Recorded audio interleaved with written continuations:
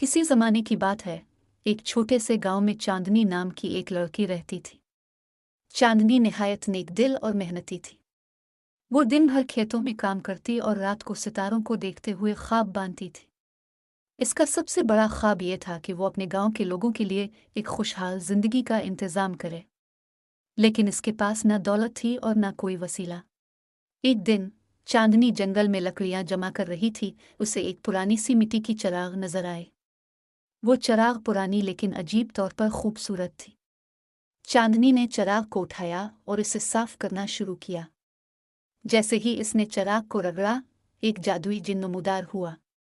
जिन ने कहा, मैं इस चिराग का जिन हूँ। तुमने मुझे आज़ाद किया है, इसलिए मैं तुम्हारी 3 ख्वाहिशात पूरी करूँगा।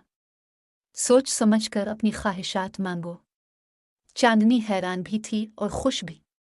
उसने अपनी पहली ख्वाहिश में कहा, मैं चाहती हूँ कि मेरे गांव के खेत हमेशा सरसब्ज रहें, ताकि कोई भूखा ना रहे। जिन ने अपनी उंगली चटकाई और गांव के खेत सरसब्ज और शादाब हो गए। चांदनी ने अपनी दूसरी ख्वाहिश में कहा, मेरे गांव के तमाम लोग खुशहाल हो जाएं और किसी को गुर्बत या बीमारी का सामना न करना पड़े। जिन ने दोबारा अपनी उंगली चटकाई और पूरा गांव खुशियों से भर गया। लोग सेहतमंद हो गए और हर घर में खुशहाली आ गई।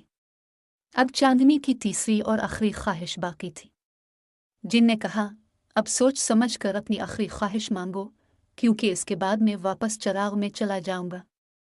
चांदनी ने सोचा और फिर कहा, मैं चाहती हूँ कि ये खुशी और बरकत हमेशा कायम रहे, चाहे मैं यहाँ रहूँ या ना रहूँ।